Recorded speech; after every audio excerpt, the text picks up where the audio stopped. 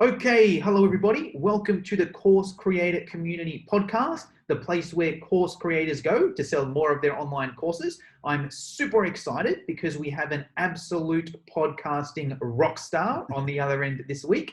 A little bit about this person. He specializes in helping people launch a podcast that helps them reach more people and fill their pipeline. He's launched himself more than 50 podcasts, which have had a total combined of over 5.5 million downloads. That's more people than is in my whole city, so it's a pretty cool stat. Let me introduce, without further ado, the one and only CEO and founder at Podcast Domination, Mr. Luis Diaz. Luis, how are you? Good, Jono. Thanks for the gracious introduction, man. You're quite a prolific podcaster yourself, so it's always fun to be chatting with someone who's been around the game and crushing it as well. So thanks for having me here. No, me too, because it's always a lottery when you get people on the podcast. You know, some of them sort of never been on one before and it's awkward, but I'm like, okay, this guy's, had a few million downloads. I know he knows a thing or two, so it should be a smooth one for me. Luis, I like to start all my podcasts off with a quote or mantra that inspires you or fires you up. Have you got one for us? Oh, yeah. Yeah. And it's funny because you and I both come from the health and fitness space. So I was a trainer. I know you were a trainer in the past. One of the things when I was getting into online business was I was really big into Arnold Schwarzenegger. And I remember sitting up late at night in my night auditing job. I was like doing accounting for a big company here. And it was like 3:00 in the morning and I'm watching this Arnold Schwarzenegger video. And he says into the camera, he's like, "Whatever it takes, I will do." And that stuck with me so long because it was like, I don't care how long it's going to take to learn how to sell this fitness course or how to get clients online or how to start this podcast. I'm going to do whatever it takes. And that just stuck with me. And just, whenever I have my back against the wall, it's like, there's a way to do it. And I just have to figure out the way and do it. It's not like it's impossible. So that was a big one for me. Yes, love it. I'm a huge fan. I don't have an exact quote, but the way I sort of look at it, like the harder something is for me, the better is the way I look at it. Because the way I look at it, if something is easy, any idiot will do it. And then it's not that valuable, right? But if it's something that's challenging, I know at least half the world is going to be like, that's too hard for me. I'm not going to do it. So all of a sudden, I'm not competing against every idiot. I'm just competing against maybe half the idiots, Yeah. And the harder it is, the better. Because I know that, if I keep pushing through, eventually I'm going to get there. So Right. Thank you for that quote there. Now, Luis, your specialty is podcasting. Now, this is going to be an interesting one, right? Because some people are going to be listening to this via podcast. Some people are just going to be watching via Facebook. So I think before we even get into like the how to build a podcast side of things, maybe we just speak about the benefits. Let's say someone's a course creator, and let's even say it hasn't really come into their mind. Maybe they've heard of podcasts, they listen to the odd one or whatever. What are the benefits? Why should an online course creator at least think about having a podcast at this stage? Yeah, that's a great question. Because at the end of the day, there's so many marketing channels we could use that it's overwhelming. Facebook groups, LinkedIn, Instagram, podcasts. You're like, why would I do podcasting compared to anything else? Because we all know, we know people who have no podcasts make millions of dollars online and they have no interest in starting one. That's totally cool. There's guys like, Lewis Howes, who sells tons of his courses. Same thing with Art of Charm. They sell millions of dollars with podcasts. So the question is, should you have one, right? And what are the benefits to having one? So for me, I look at it like, well, if you look at all of these other social media platforms, TikTok, Instagram, Facebook, LinkedIn, what happens with them, right? Typically, the organic reach is like this, and then there's too many users on the platform, and then it tanks. And then you got to pay to get back up, right? This is the traditional social media model that they use. Get a bunch of users on, great traction, then we take it away. You guys got to pay for it. With podcasting, I know my message will reach people today, tomorrow, next year. I will make sales from one podcast 2 years down the road. And that for me is something I love because it builds longevity into my business. I love Facebook Lives and Facebook posts. However, they're only as good as one or 2 days. Unless I go and get my manager, my assistants to tag them in a post, which is a great strategy as well. it's not going to get the traction that I want it to. You know, so same thing with Instagram lives and LinkedIn lives and whatnot. Like they get lost. So for me, I like that because I can basically build almost like an audio email list with my podcast, meaning those people are subscribed and they are always going to be with me unless they unsubscribe. They may not listen to every episode, but if I have the right title, like I've even done this, Jono, like I haven't listened to Tim Ferriss in, 2 months, but I'll listen to one episode and I'll buy something, so because I'm subscribed and I listen and I read the titles. So for me, that's the biggest thing. It's like you have a way to hedge your bets against all of these social media algorithms. Still do all the social media stuff and paid ads and whatnot. But what I see a lot of smart businesses going into podcasting for is because they want a way to reach people that in a way that is safe, a long-term play, that they can build a relationship with a customer that is not ready to buy now, but they're ready to buy in 6 months. Or if they want to start like a speaking career, like if some of the course creators in here, if they wanted to someday speak on stage, they have any dreams or goals of that. I've gotten a lot of people coming to me for podcasting for that now because they want to start to put themselves out there and practice their skills on the mic, in a way that's going to help them build their brand and make sales as well. So for me, those are some of the benefits. Let me know if there's any questions coming up or anything about that, because we can totally jam on this all day. Yeah, let's go. Let's touch on that, and I think we can go deeper as well. So, sure. Yeah, I love how you've mentioned the whole evergreen side of things, right? And this is probably a prime example. This is going in my Facebook group. It's also going on iTunes, right? I know as of tomorrow, unless I pin it up the top, no one's going to see this, right? But let's say it's on iTunes there. People can search it down the track, and it's sort of like, and another thing on that as well that I like about podcasts is I think I subscribe to maybe 5 of them. If you go on my iTunes library, I've got maybe 5, maybe a bit different for you because you're in the space, right? But your average person probably has 5 or 6 podcasts they listen to.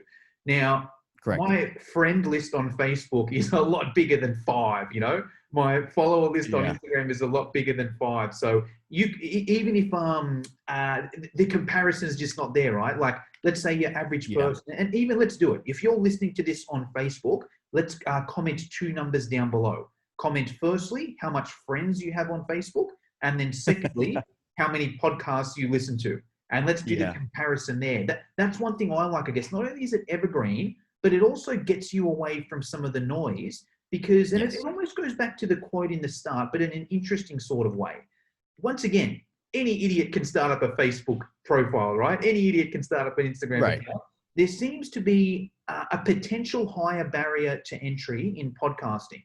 Now, the reason I say potential, I still think it's a super low barrier. It's like you can do it for free, I'm pretty sure. I think you could, it's 100% free, right? Yeah.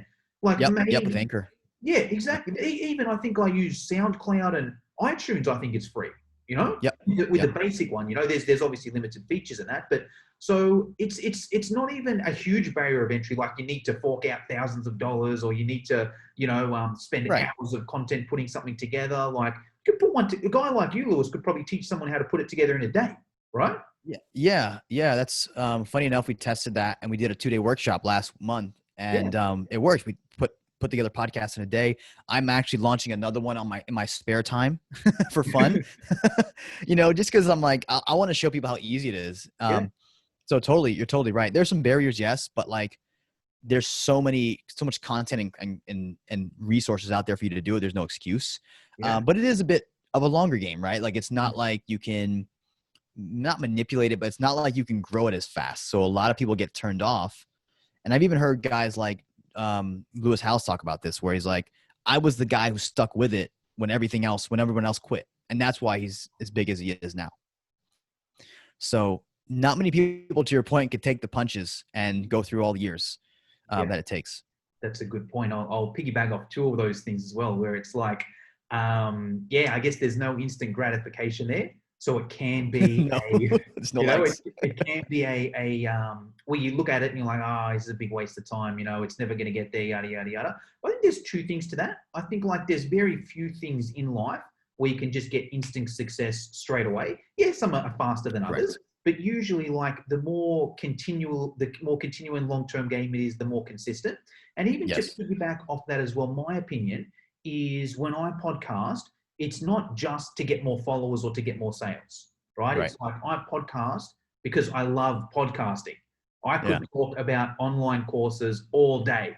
If someone else, or I can listen to other people talk about if someone else has a passion that can help someone sell online courses, I love talking to that person and I love sharing that message. Even I guess, even if Right. I didn't share, I could just, even if I had 0 followers, 0 Facebook group, 0 iTunes followers, whatever, I would still gladly just have this conversation and put it out there because I'm so passionate about it, right?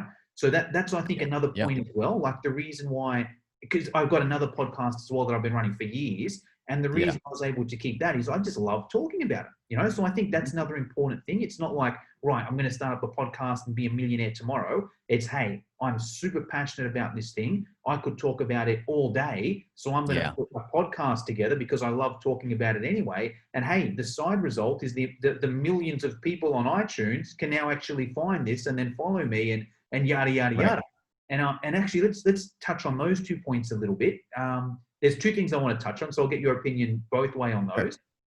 The first one is maybe like getting found on iTunes now, because Mm. let's say you're using Facebook, you're using Instagram. It can be quite hard to get found if you're not sort of very active, you Yeah. know, going out and following other people and DMing and whatever. And obviously, there's things you can do in podcasts to get it out there quicker as well. But Yeah. even if you didn't, even if you just had good, consistent content, had a good title, you know, got some good reviews, shared it with your friends or whatever, people will be able to find that on iTunes, right? Using the iTunes algorithm, which already has millions of people on there, right? Yeah. So the funny thing about Apple and iTunes, first of all, I'll make a clarification. So Apple Podcasts is like the official new name for Oh, like the good. app, Yes, good and point. then iTunes per se is like for the desktop, Mm, and they're two different systems. okay. And so the Apple one on your phone, especially for iPhone, it's much more robust. It's much more responsive. The iTunes on your computer is much slower. The search is worse. Um, Things don't get updated there. So they're two different games, but you can get found. The biggest thing with getting found on Apple Podcasts goes back to your messaging and your marketing, Mm, which are, what is your title? mm, Is it something that your actual customers are typing in? So meaning, don't go and don't make the Luis Diaz podcast, because no one's typing in my freaking name. You know, mine would be like, how to start, scale, and monetize your podcast show. mm, That's, something that's going to catch people's eyes. And it's something that people are looking for. mm. So you want to do your research, because if you want to get found on podcasts, outside of getting Apple on the top charts, which we can go over later, especially when you launch, it's more of like a friend referral game. So people, how like a lot of these other podcasts got big was they had great content. People said, hey, you should check this podcast out. And then that person liked it and he shared it with someone else. He shared it with someone else. And that word of mouth game really built them up. And it's why they're on the charts consistently. It's because they have tons of people sharing and referring their content. So it's part like we say, content, being very, very strategic about what you put out and making sure it hits like the pain points and the big promises that your audience wants. It's also your titles, your episode titles, and also your actual podcast title. And then another thing, Jono, that people sometimes forget is like, it's your artwork too. Mm. Like if you have crappy artwork, I wouldn't listen to it, because I'm like, I don't think so. Like there's companies that spend so much more time and money on their content that I know is good. Why would I waste time with a show that I'm not sure if it's going to be good, if it's like kind of weird and I don't feel like I'm going to like it. Like, Mm. so those three things like are really big when it comes to making a first impression. And that's when you'll get people to give you a shot. So Yeah. before you even before they even hear you, they're already judging you. And they will never give you a shot if they don't feel like they're sold by the title, the artwork, or the episode titles. Yes, I love that. And for the listeners, me and Lewis were chatting about this beforehand, actually. So I do a bit of podcasting, but I'm more a Facebook group guy. And it's Yeah. funny because it's very similar with Facebook groups. So even if you're listening to this and you're like, I might not have a podcast, a lot of that also works with Facebook groups as well, Yeah. especially the title. And a few formulas I've found, it's a little bit different with groups because they're a bit more community than individual, but still some of the Yeah. same principles can apply, right? Where a couple Mhm. of the theories, the equations I like to use is the who for what, so it could be, Mm. all right, who do you serve? And what Yeah. do you do? So it could be like, business tips for personal trainers, Right. Right. It's productivity tips perfect. for busy mums. It's like you hear those two things there. It just, Yeah. and no matter what you do, if you have those two things, it's like the person you serve and what you help them with, it's like a no-brainer there. So yes, good point. And the other thing I wanted to touch on as well was on and we can even the sharing side of it goes on to that as well, where I was going to Yeah. say the interview podcasts versus the individual.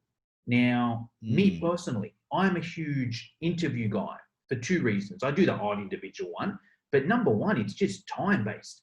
I feel if I have to do an individual one, I've got to think of content and Yeah.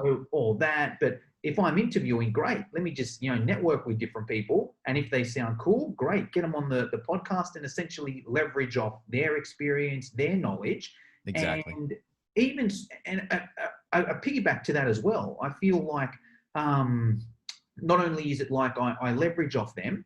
Not only is it it's time efficient and I leverage off them, but then Right. it can also help with some of the sharing stuff as well. Because let's Yes. say, and I'm not pressuring you here, Lewis, but just say, for example, you interview 10 people, at least one or two of them are going to take out their phone and do an Instagram story and post it, at least. Yeah. I was thinking about that, but I didn't have my phone. I was like, dang, we got to Well, get that done before the end of this. one or two of them are going to, share it on their social media as well, the actual episode. So it Yeah. helps on that side of things as well. But yeah, let me hear your take, Lewis, the interview versus the individual. Yeah. This is funny because it's such a great topic because they're both right and they're both wrong. And it always depends on the audience. So I like to do like this. So you have these people who have more time than money. Those are the people who want typically longer episodes because they want to learn how to make money. They want to learn the story. They want to learn the tactics, the strategies. When you get up the spectrum, upriver, when there's more people have more money than time, and like I'm a busy 7-figure CEO, and I only care about the 1 to 2 things you're going to tell me that are going to help me move my business to the next $1 million mark or the next 10, get my next 5 million. So I look at it as a spectrum. I've been doing a lot of coaching and a lot of teaching on this. More money, less time, shorter episodes typically. More time, less money, longer, more informational, more conversational episodes. So you look at your customer and you look at like if I'm targeting practice owners like doctors who have very little time, they run a staff, they run maybe 2 or 3 clinics or outpatient stations or whatever. They don't have time to listen to a 60-minute episode. So doing interviews may not be the best. Like me, one of my shows, I target pretty much high 6 and 7-figure entrepreneurs.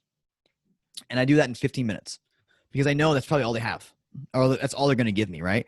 So I look at it as a spectrum of like the interview shows are great if you're targeting the right audience who wants that. If you're targeting more busy people, you can still do an interview show, but you got to make sure you chop that thing down to like maybe 10, 15, 20 minutes. Yes. Wow. I've never thought about it like that. That's amazing. Yeah. It's been 3 years in the making of people asking me that question that I've actually studied enough and seen it enough times. And I'm like, okay. Now this is starting to make more sense because we're starting to see the patterns with our clients and with my own shows. So yeah, it's definitely something that like, doesn't come firsthand. It's just like, it's not like come up the top of your head. So yeah, that's a new one. I haven't talked about that on podcasts yet. So oh, I love that tip. Okay. And then the other thing you mentioned was essentially the audio list. So we all know how important it is to, and it really can be sort of anything as well, followers on Instagram, subscribers on YouTube, it's another thing like that there where it's like, great, you release a piece of content, cool, people can see it. And then it's another way to grow the list on that side of things there. So I love how you've mentioned that there. Now, actually, I was going to say something else as well. Oh yeah, sorry. And even back to the networking side, the other thing I like about it, and I know this, and just talking about just the interview side of things, right? Where it's like it can be a cool way just to meet other people, where it's like, all Oh right, yeah. cool. I want to potentially collaborate with, this person over here. If I just send them a cold DM and say, hey, do you want to sell my stuff? It's going to be a hard grind, right? But if it's like, Yeah. hey, I've got a podcast, I've got a few hundred or a few thousand people that are already listening to it. They're already your ideal audience. Do you want me to interview you on my podcast and you can promote your services, promote yourself, yada, yada, yada? That person's almost an idiot to say no, providing you have a decent audience. And then Yeah. from there, it's like a first step there. So I just wanted to add that a little bit there. All right, cool. So let's say, Lewis, someone's watching this. They're like, all right, you know what? I like the sound of this podcast thing. I might look at getting one together. What would be the first step? So let's say let's say more from the technical side of things. So let's say, Sure. hey, they've already got a course, they've already got an audience, they're making a few sales, but they want to sort of scale that up, and they're like, all right, I want to try this podcast thing. What's the first thing they should do? Yeah. So the first thing I would do is go to Google. If you have a Google account, you can just go to the forms, make a Google Forms sheet. And what I want people to do is to survey their audience. And by doing this, you're going to get all of the answers that you need to build a top rated podcast. Your audience already has their pains, their wants, their needs, their fears. They have the questions. They have everything you need to build that podcast. So you always want to, it's kind of like chicken and egg. It's like, should I build a podcast first and then go talk to the audience? Should I talk to the audience first and then build the podcast? You want to go to Google Forms or SurveyMonkey. I don't care what you use. Go and survey your audience and ask them these key questions. Number one, what problems are keeping you up at night in your business? Number two, what other podcasts are you listening to right now? And then number three, what other Facebook groups or Instagram accounts am I following, or are you engaging in actively? There's a bunch more, but those are kind of like the big three. That like if you can get that, you can start to learn what your audience is. You can also throw another one in there, like maybe you have some title ideas for the podcast. Like, hey, I'm thinking of naming it this, or this. Which one would speak to you the most? And I would suggest to like you're saying, they're making a few sales. I would ask first your ideal clients, like the people who have bought your program and gotten great results with it. And then all that data is going to give you the raw materials to make the podcast. So going into the more technical stuff, the mic right here that I'm using, I've used it for 3 years. And it's super simple to use. It's called an ATR 2100. The new one's called ATR 2100X. And it's about $109 USD. And it's an amazing mic. So get this. This thing I'm using right here is $13 on Amazon. $13. And I look like I know what I'm doing. So, so it doesn't have to be expensive, right? Like, so this is a newer NEEW. I'll drop the links actually below, Jono, so people can, because I know we get these technical questions all the time. And this is I bought it the other week. It's 13 change on Amazon. So this setup right here will make you have professional audio quality. The hosting site that we use, which is like kind of like the place to store all of your podcasts. And Jono, I know you mentioned SoundCloud. That's a free option. Another one that we use for all of our clients that we really like is Captivate, Captivate.fm. And the reason why we use that is because, number one, it's relatively inexpensive. Like, I can build a podcast network on there and it'll only cost me $20 a month. Like, I could launch 5 podcasts tomorrow and it wouldn't cost me any extra. Like, if you want to amplify your voice, you can do that. Like, you could literally have 5 podcasts you talk about different things on and only paying $20 a month, which is great. So I like Captivate. And besides that, you can also do a lot of cool marketing things with it. Like, it gives you all these different links you can embed everywhere, and it's a really, really great product. So Captivate. So yeah, those 3 big things I would say for people who are like, hey, I want to get in this. What do I get? Get this mic, get this boom arm so you look professional and you don't have to hold the thing like I did for the first 2.5 years, 2.5, 3 years. I've got books holding mine up, You can't see it here because I've cut it up, but I've got about...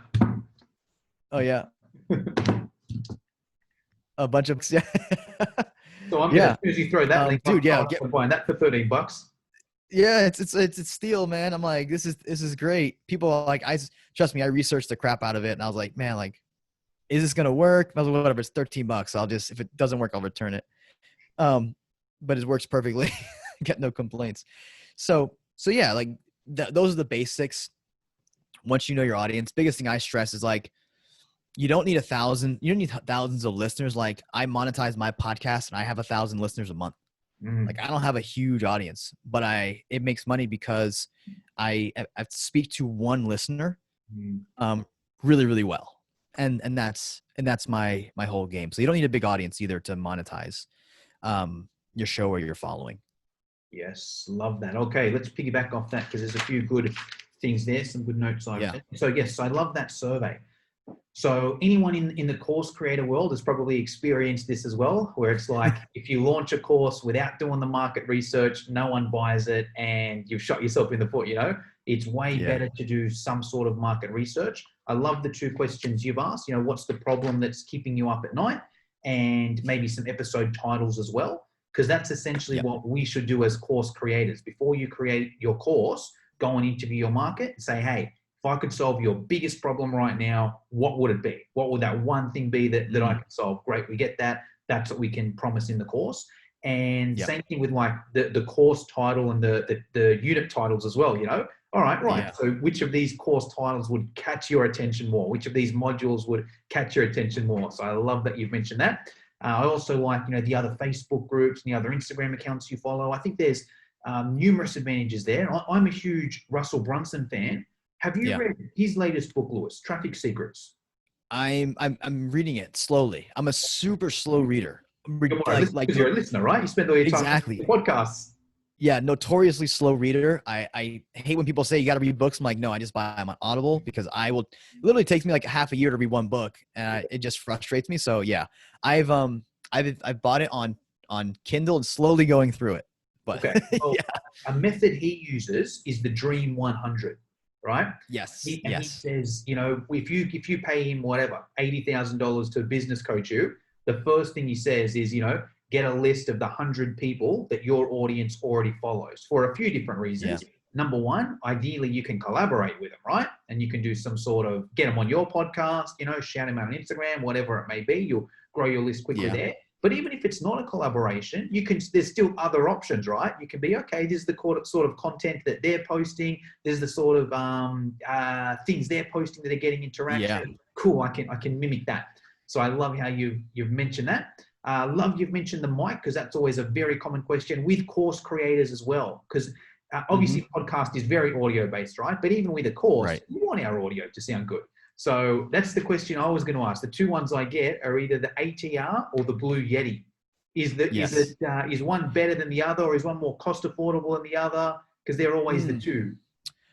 I would say the Blue Yeti has the disadvantage of, I could be wrong, but I believe the Blue Yeti is only for the computer. So if you're out, say I can take this mic and I can plug it into my cell phone and I can use it to interview somebody at a conference. Or if I'm in my hotel room and I want to record a quick podcast, I can do that with this mic too and sound perfect. This has the ability to do that because it has an XLR, let me show you really quick. So you see that little like 3-hole prong thing? Yep. That's an XLR, and that allows me to use it in a recorder and other things and whatnot. So that's a huge, huge benefit to this mic, which I like. Awesome. Cool. And yes, the hosting. So I'm just a SoundCloud guy because it's what I used 5 years ago. So I did that. Right. But it was captivate.fm. Yes. Yeah. Awesome. Yeah. It's worth the $20 a month, especially if you have two podcasts, you're probably not paying anything on SoundCloud, but yeah, they do a really good job. Awesome. Okay, cool. That all makes sense there. And then it's pretty easy from there. Great. You know, we've got it on Captivate, or we've got it on SoundCloud. Great. We get it on Apple Podcasts. Cool. All good there. Mm-hmm. Now, okay, from there, let's say we've got a podcast, we've released a few episodes, and, you know, we're only getting a handful of listeners. If you could give us, I want to be sensitive of your time, but if you could give us, you know, maybe 3 or 4 different tips to us on how we can grow that quicker. Obviously, tip number 1 is to either purchase your course or to do your free challenge. So that's a no-brainer, the best things people can do. But apart from that, what are some other tips Yeah. that people could do to speed up their podcast growth? Great question. So I break this down as a pyramid. So if you look at the bottom level of a pyramid, you've got like the base of needs, like Maslow's hierarchy of needs. You've got your basic needs for food, shelter, and water. With podcasting, the baseline is your organic content. So are you posting stuff on social media consistently about your podcast? Are you showing up in the stories? Are you showing up in Facebook groups mentioning your podcast? Are you reaching out and doing collaborations with other podcasters where you can? That's kind of like the base level stuff. So like if you're not doing that stuff consistently, that's like it's basics. You've got to do it. For me, podcasting is like 30% recording or content, 70% promotion. You know, like you've got to be your biggest fan in a sense and promote your stuff, because no one's going to come out, and very few people, I would say, come out and find you and hit you up and say, I love you, I'm sharing you with all my friends. Like that's a rarity. It's great. It happens sometimes, but it's very rare. So from there, if you've got your organic content, meaning you're posting 2 to 3 times a week about your podcast, you're showing up in stories probably daily. From there, there's a couple things you could do. Number one, what we found really works well is doing a contest. So say you have a course, you're giving away your course for free for a limited time for this next week. If you subscribe and share the podcast or tag 3 people below, you're going to be in the running to win this free course. I'm only giving away to 3 people. Doing courses like stuff like that is going to, and not just once, but consistently, is going to help you slowly build that following up. You'll get maybe 10 new listeners one month, then 15, then another 10. And there's a great fitness podcast that did this. They did a giveaway with like a t-shirt for like a year, maybe even longer. And they just basically gave away, when people reviewed their show, they would give away a t-shirt. Well, they did that for a year and they just built a massive audience. And I'm not saying it's just because of that, but that was one of their strategies, using contests and giveaways and things like that. That's a huge one. The other part is that the faster way to go, if you wanted to, is to pay for promotion. So there is tons of places now. I'll actually show you a friend of mine. She sent me a message last night and she's like, hey, have you ever heard of this website? It's called earplugpr.com. And I'm not affiliated with them. I'll drop it in the chat, Jonas. You can check it out too. Might be worth a check to check it out. But basically, they feature you in magazines, in newsletters, in newspapers all across the world for certain price levels. I think they start as low as 200 pounds, British pounds, and they go up to 1,000 pounds. So you could pay different places to promote your podcast. This is just one of them, earplugpr.com. I got to make sure I get an affiliate code for them because I'm sure I'm sending them lots of traffic. But yeah, like there's other places such as listennotes.com. They do a little bit of paid advertising. And then another one we're testing out now is Spotify ads. So Spotify ads, cool thing about that is like if I know my audience is in Sydney, Australia and Melbourne, I can target those 2 cities. And I can even target people who listen to only hip hop music and they're only in the gym genres, like the workout genres. Yes. So for example, I know fitness coaches listen to that stuff. I can put my podcast course, promotional ad in there. Say, hey, I know you're in either Melbourne or Australia, Melbourne or Sydney, and want you to know that there's an amazing podcast all about how to sell your course online right here. So you can get super targeted with that stuff. So those are 3 biggest ways. Yes, love that. So I'll just quickly summarize that. The first one's organic, like whoever you are, you've got some followers anyway, right? Whether it's on your Facebook or it's on your Instagram. Even if you don't, hey, there's other Facebook groups. Someone asks a question, hey, I actually covered this in my podcast here. Here's the link, yada, yada, yada, if it's appropriate, of course. So, good way to do it. Contests, yes, I love that one. I think that's good on any social media platform. That's how I see a lot of Instagram accounts grow really quick. Hey, here's a giveaway, tag 3 friends or whatever it may be, can go really quick there. I see Amy Porterfield does that really well. Are you in her group at all, Lewis? I think I am. Yeah.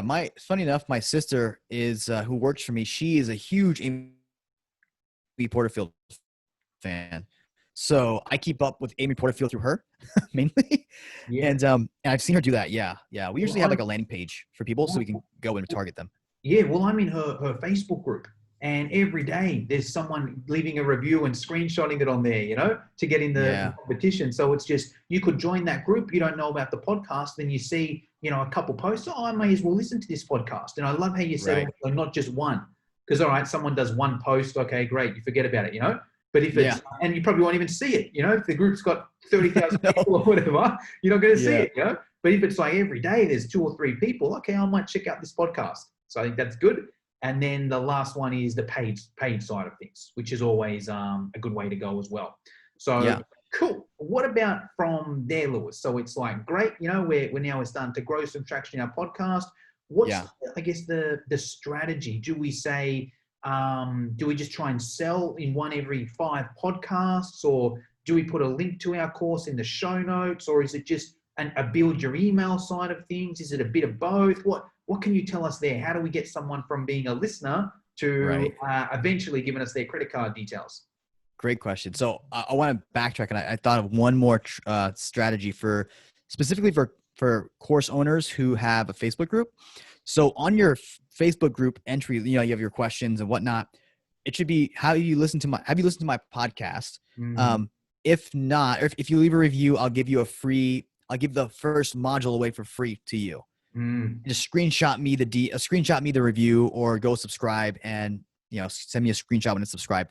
You can totally do that and just literally get people to go from your Facebook group to your podcast as a way just to get them in, right? So that's one big one too. And then going back to monetizing. So this is my favorite part, by the way, full transparency. I like money too, so you're good. Exactly. So there's so many ways to do it. That I like to use what's called conversion content.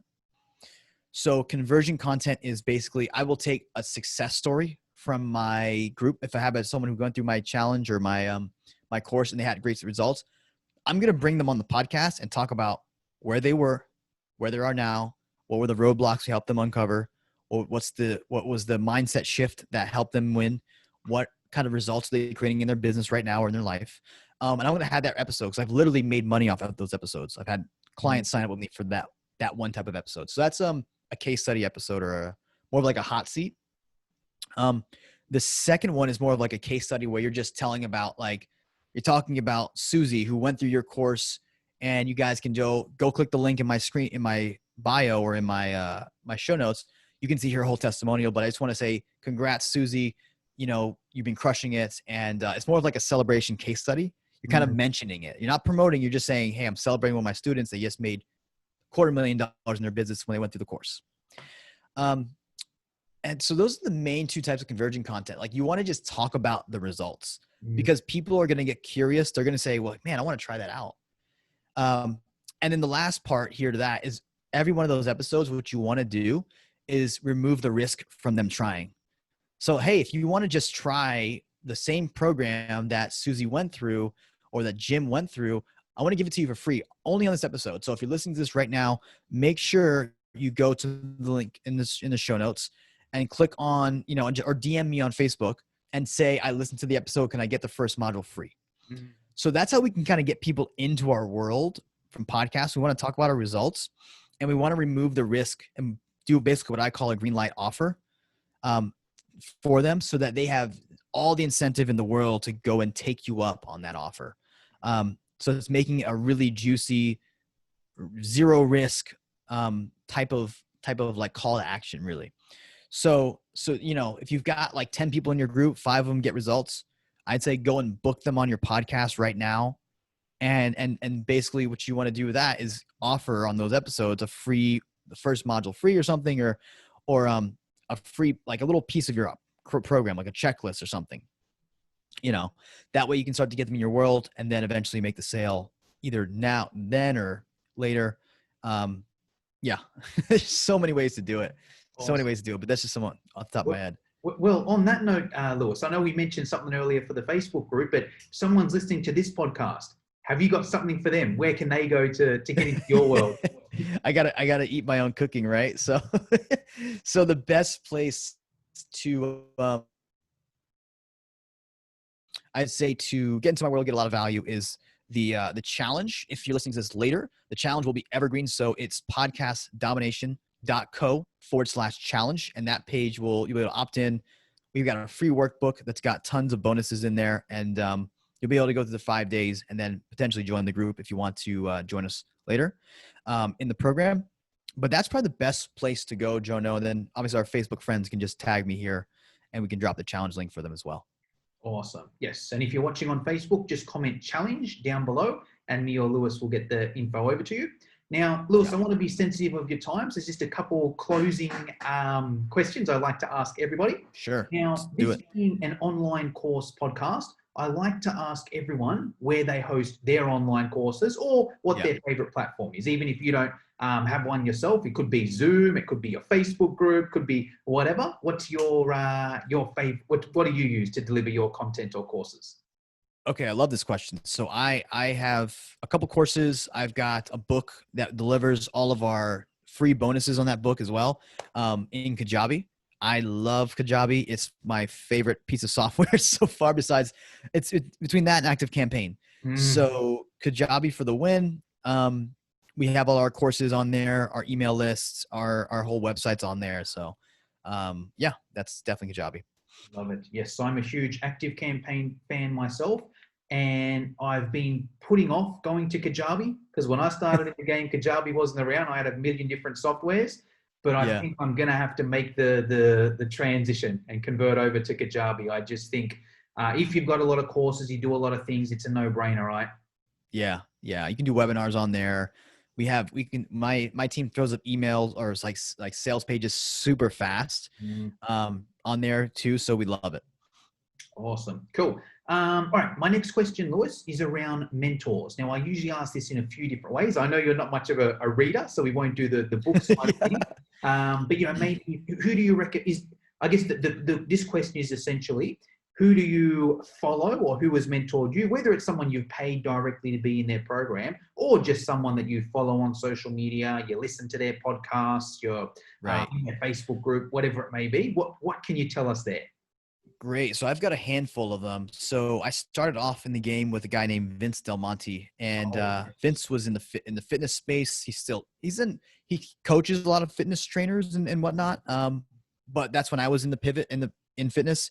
And he was the guy who told me to go to podcasting. He's like, look, you got a way better shot and a way better business model if you go to podcasting. And I always appreciative of that from him. So that was one guy who put me on the map. Right now, though, I'm learning a ton from my coach, Andrew Cruzy, who is just a really, really successful guy on Facebook. He understands business and also systems and strategy really well. So been learning a ton from him. And then last guy is one of my clients, actually, which is Sharon Srivatsa, who is he sold $1 billion company. He took a company from 300 million to 3 billion. Wow. He's one of the most humble guys I've ever met. And just honored to have to be working with him. But Sharon got the Business School podcast, and you guys should check that out because he's always dropping value bombs over there. Yes, I'm going to send you a DM after and ask him name because I wouldn't have a clue how to spell that, but I definitely want to connect with him. So for sure. Awesome. Well, hey, Lewis, that's pretty much all I wanted to get through today. Is there anything that I should have asked you but forgot, or is there anything you want to lead us off with today? No, I think we covered a ton. And Jonah, I just want to say thanks again. You asked some amazing questions, and I love how you synthesize things down for people after I go on a rant. Like, it's so important. So thank you for keeping me in check. No, we covered a ton today, so there's plenty of actionable steps in this one. Awesome. Okay, I'm going to end the podcast here. So thank you, Lewis.